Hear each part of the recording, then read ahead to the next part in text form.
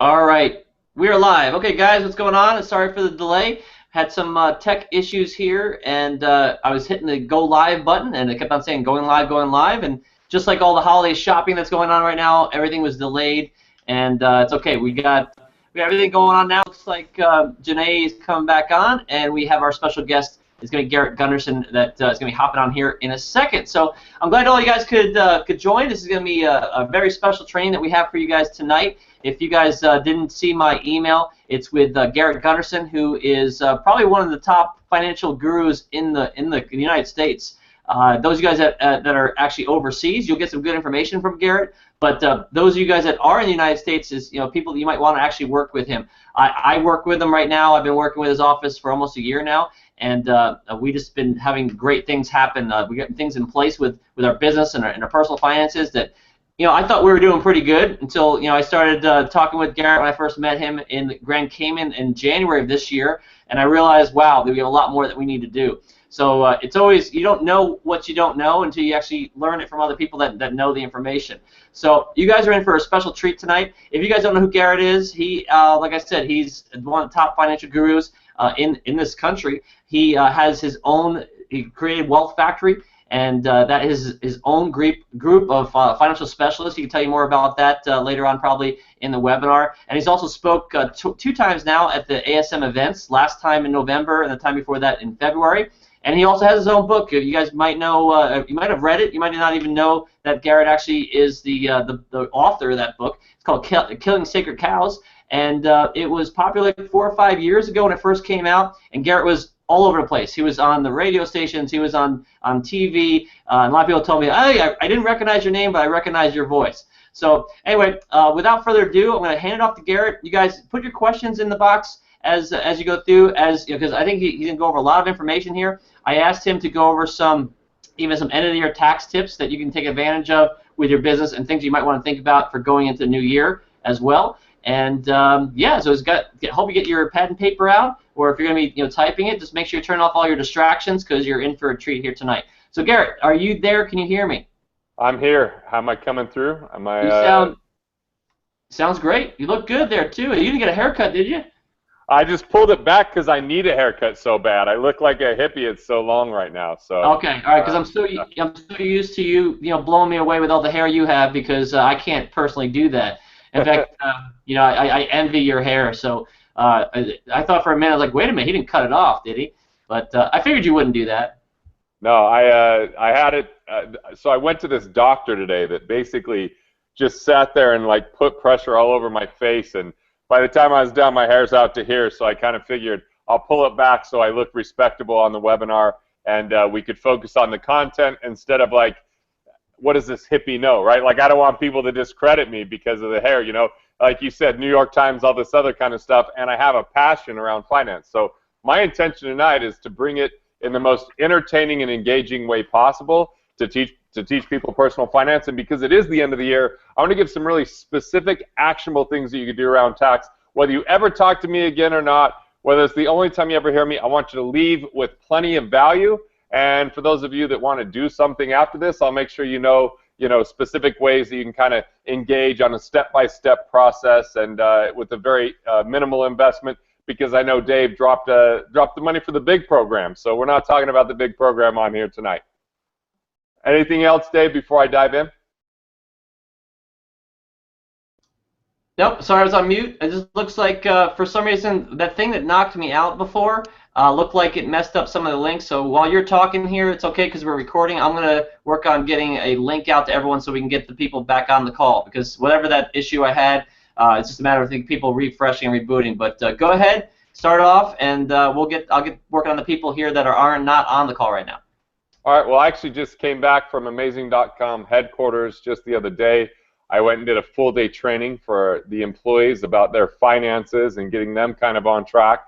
And I just think that's pretty cool that them as a company, they're bringing this team together, helping educate them. And here you have Dave, who's throwing in this bonus to make sure that you get educated on your finances. Because in business, it's definitely important to make money, but it's also important to keep more of the money you make. And most people are losing out on money because of the 4 I's. The first I, and this is kind of the first I, is a U.S. thing, but you can apply it to whatever tax service you have, the IRS. 93% of small businesses pay more than they need to on tax. So I think it's important that we pay our taxes, but why tip the government any more than you have to? The second I is overpaying on interest. So interest is any type of loan that you have, and if you have loans, most people are overpaying. Like over 80% of people are overpaying on the interest that they have because maybe they don't have the right credit score or the right loan structure. They haven't renegotiated their loans. So we can go into some of that tonight. The third I is investments. People overpay on fees and commissions. I know a lot of people started getting excited about Tony Robbins' book called Money, Master the Game, and he outlined in there that 96% of people 20 years into their investments underperform by having a manager versus just going with an index fund. So, you know, a lot of people have hidden fees, hidden commissions. And then the last I is insurance. And look, the good news about insurance these days is they've stepped up their game and have more interesting commercials. They used to be like dreadful and boring. At least they've kind of entertained us that way. But at the same time, people have the wrong structure or duplicate coverages or costs. And so this is all money that's leaking out of your hands. It's all about efficiency and how can you keep more of those dollars you make with a little bit of financial savvy, plug those leaks, reclaim cash that's rightfully yours.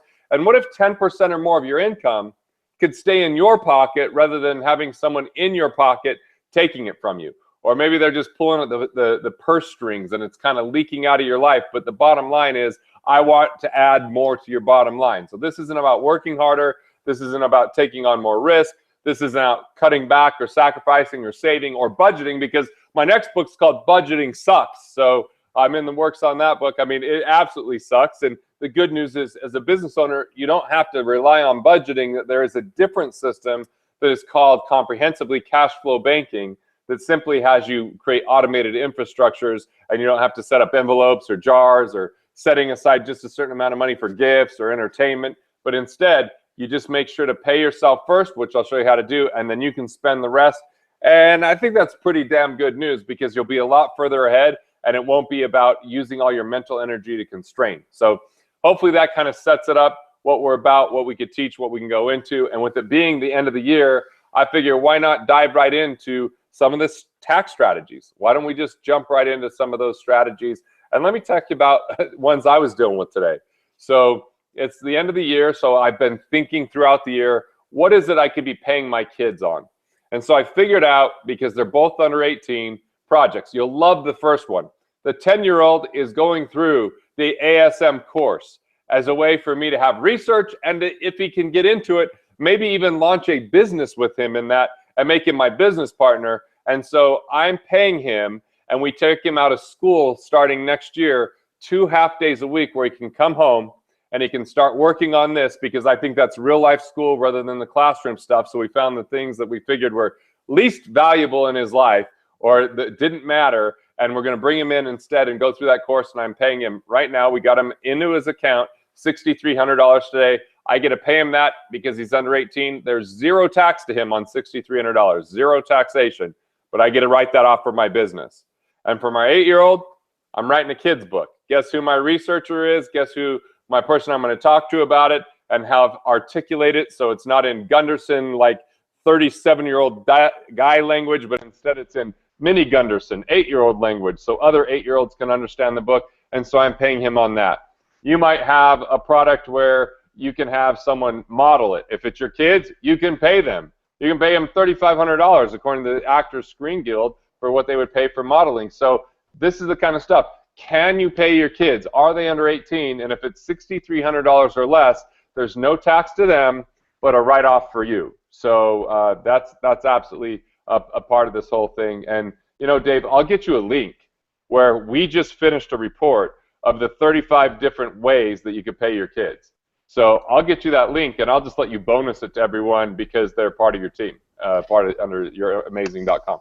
That's awesome. Let me ask you a quick question. Is that still stuff that we can do for 2015 for people that have been doing a good amount of earning this year, that we can put that in place, or is that something more to put in place for next year?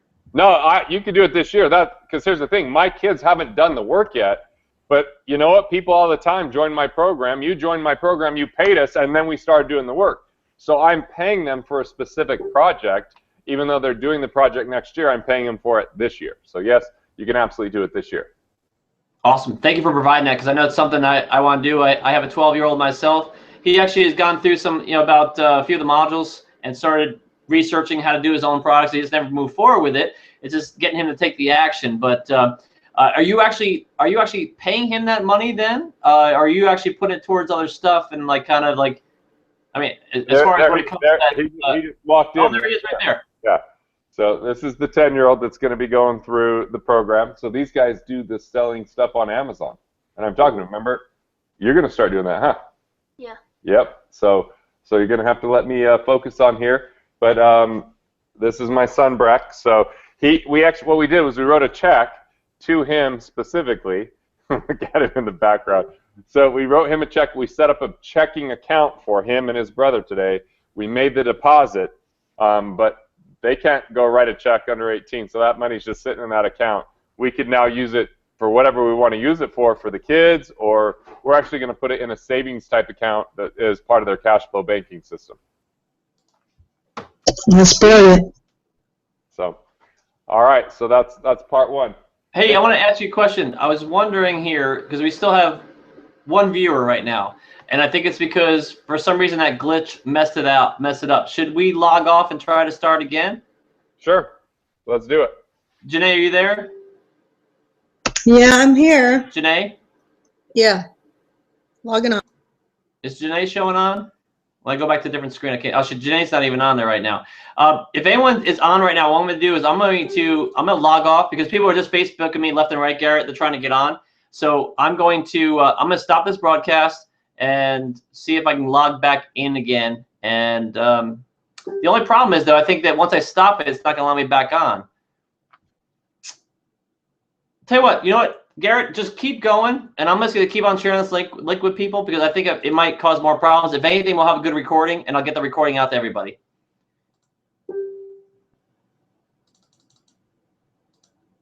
Garrett?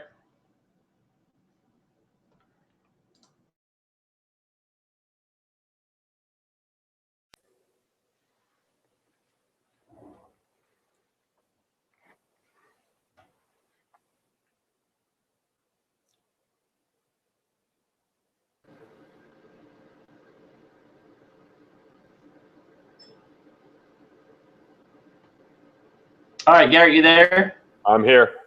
All right, I refreshed it, so let's see if that can help people get on. I'm just gonna piece it back together from the other one. So just go ahead and just go in from where you left off there. Okay. So the first strategy we talked about is paying your kids up to $6,300. You can do that before the end of the year. You just got to make sure that you have a real project. And so I'm going to give you a resource guide that you can go ahead and download, and then you can ask yourself the questions and kind of come up with the ideas. And I shared some examples with my kids. Another end of year tax strategy.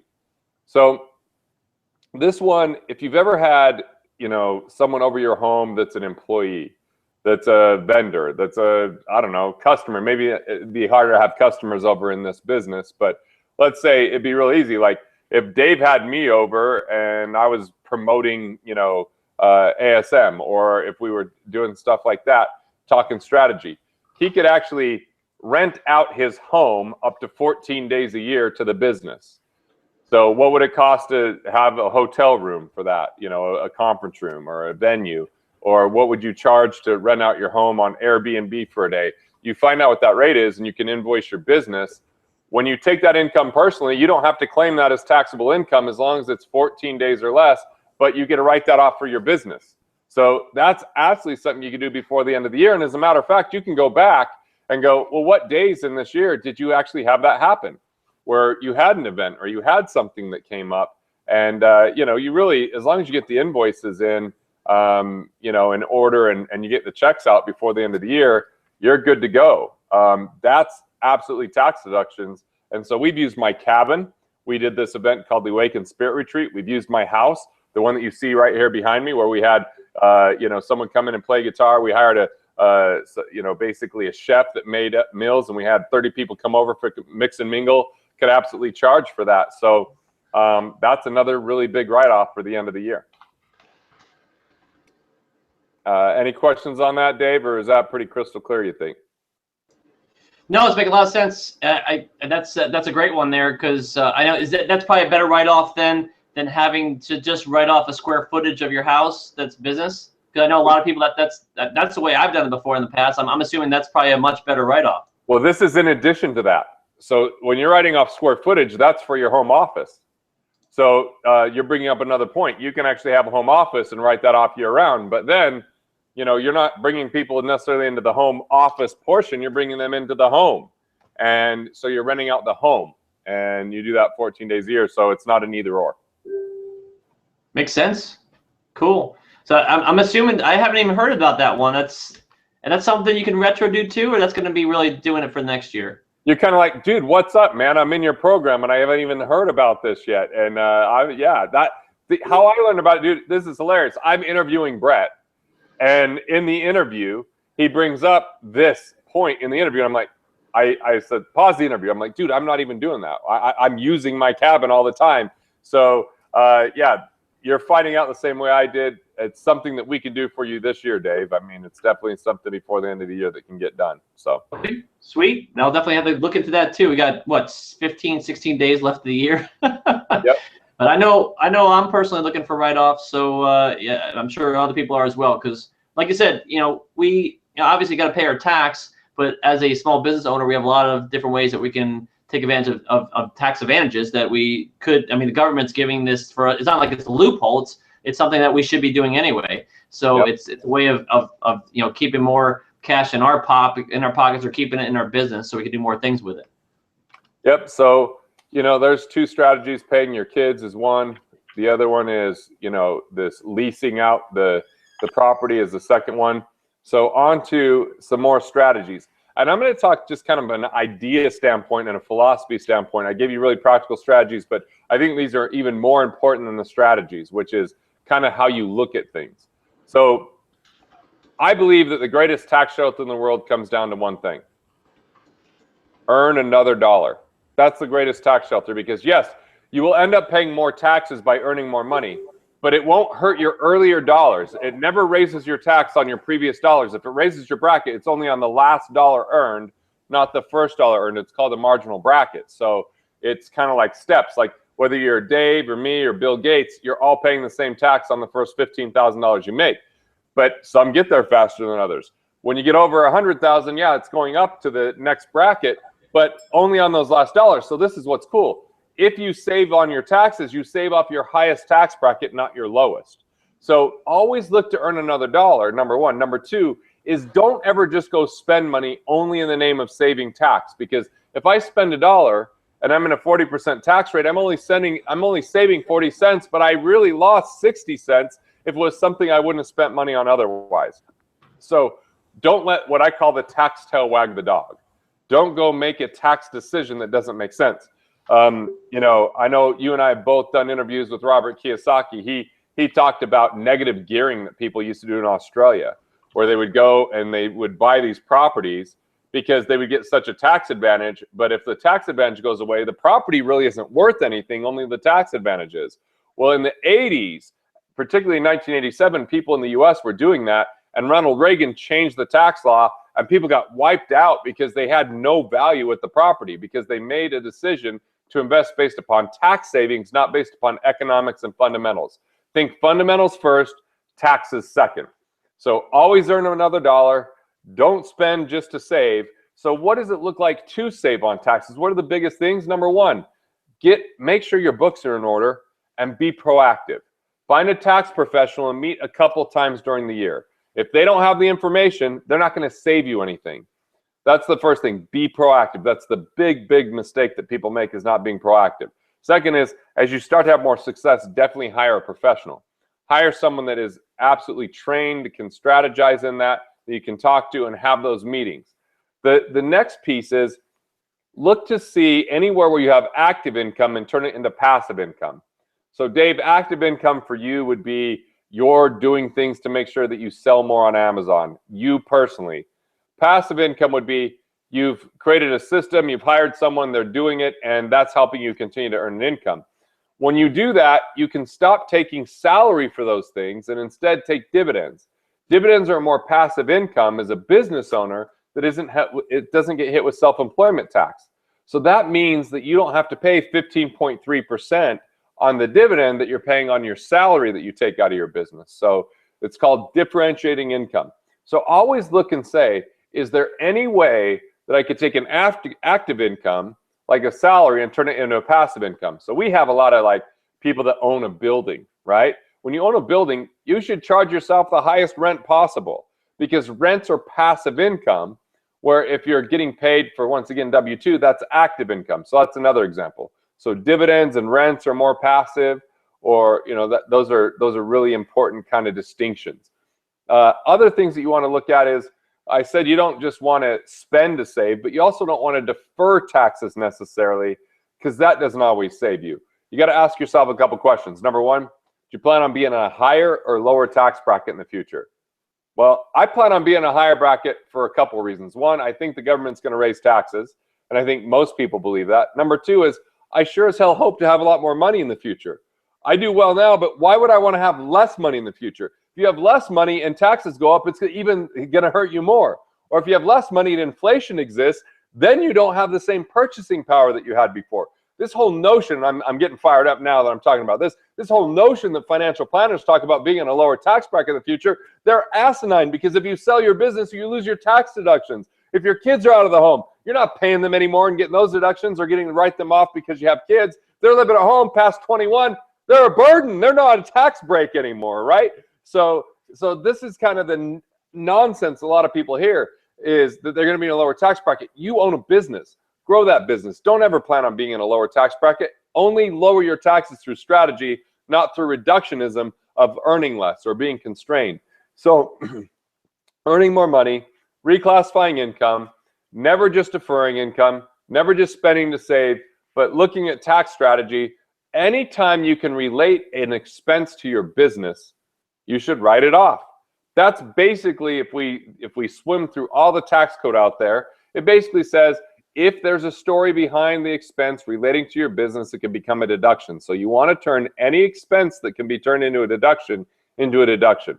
That's absolutely part of tax strategy. That's like saying, hey, there's this income that comes in, we're reclassifying it into paying your kids, or into renting out your home, or turning it into a dividend. That's all reclassification. But deduction is, hey, you had dinner with someone that, this is really simplistic, but that you talk business with. You can write half of that off, right? That's a deduction. If you miss that, you miss it. Or, for me, like, there's a lot of times I'm buying suits. I'm deducting those for the business, because that's uniform. That's absolutely uniform. So those are absolutely deductions that you're able to take and that you're willing to, consider, as if it relates to the business. Now, if it doesn't relate to the business, now you're being a little bit abusive. So be careful about it, Just make sure that it's documented, and as long as it's documented, I think that you'll be okay. Another big one, if you have time, go ahead.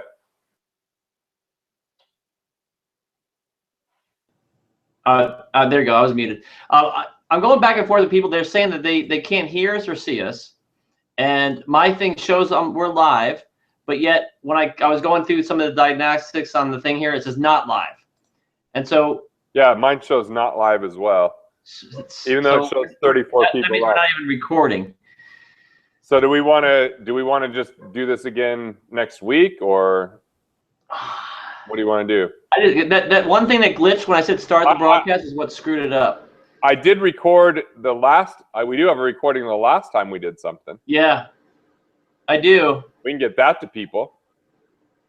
Because the people are on live now. They're like, oh, they're looking forward to hearing you and everything. Yeah, it looks like there was 33 people on just a second ago. Everyone's chatting. They're there. I have people live. Let me see what happens if I refresh this again. Hang on. Let me see what happens, because it's.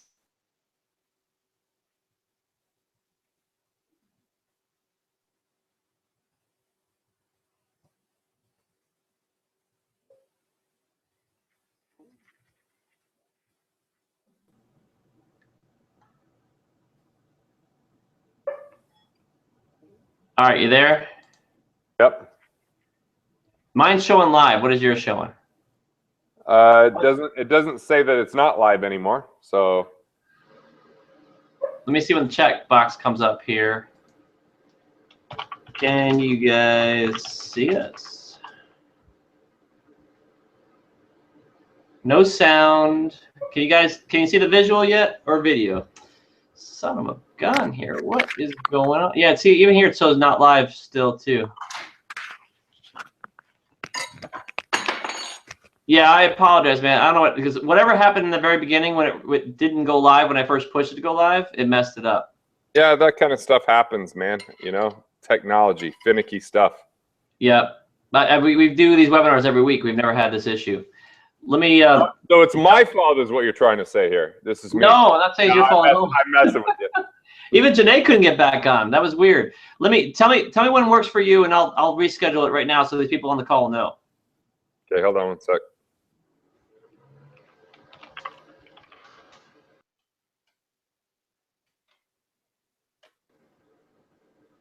Unless you want to do it at the top of the hour, I can do a whole new link and have it ready to go again. I have a guitar lesson is the only Okay. issue. I figured you probably already had plans. Tomorrow's our Christmas party. So,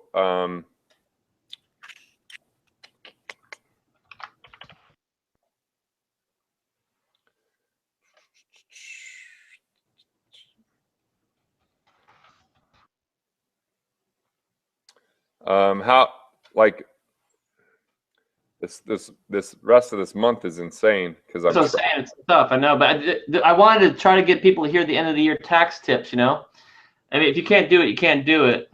Let me see. I mean, I could do earlier in the day for sure. We could do that. I mean, normally I could, like, tomorrow would normally be okay, but it's I mean, and I could do like Friday at like, I can move a couple things and do like 1 o'clock, or it'd be noon your time, I think. Are you on Pacific time right now or Mountain time? I'm on the same as you, Mountain. Okay, yeah. So I could do like 1 o'clock on Friday. I want to check one thing real quick because I have people saying that they can see this on YouTube, which is weird because, like I said, it's not showing live here. But I'm gonna log into my YouTube real quick and just see if it's still broadcasting. We can go right back into it. Oh, well, here's the thing though. You want people to ask questions, don't you? I mean, I'm okay either way. You tell me.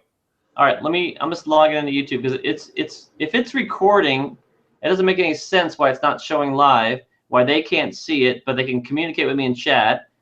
But if it's recording, that's still a good thing. So let me see how far it recorded.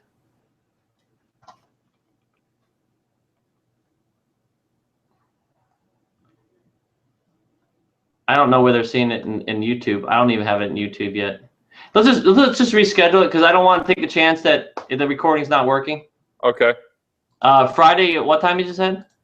I can do Friday at 1. And I have a dentist appointment at 1.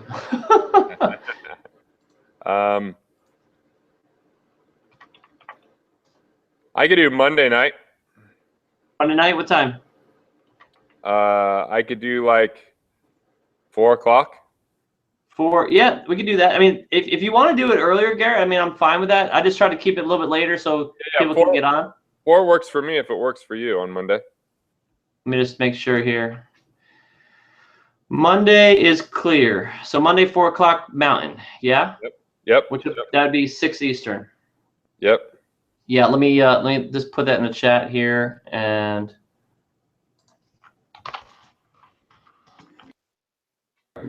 going.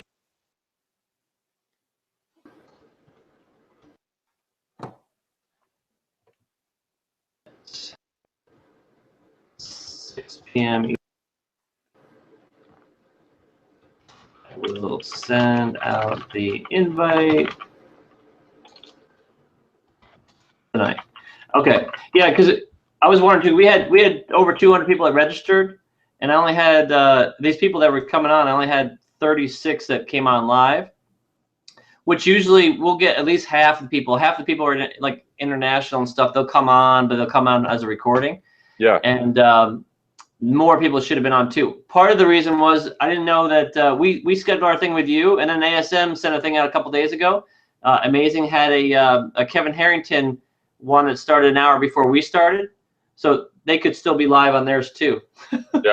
Yeah. Crossed up, but yeah, let's do that. I apologize because you were getting on a roll there. It's got some good stuff, and it didn't record. That sucks. We'll just cover the same stuff, man. Okay. Sounds good. I appreciate your time, and I'll chat with you on Monday then. All right, man. Have a good night. All right. Take care.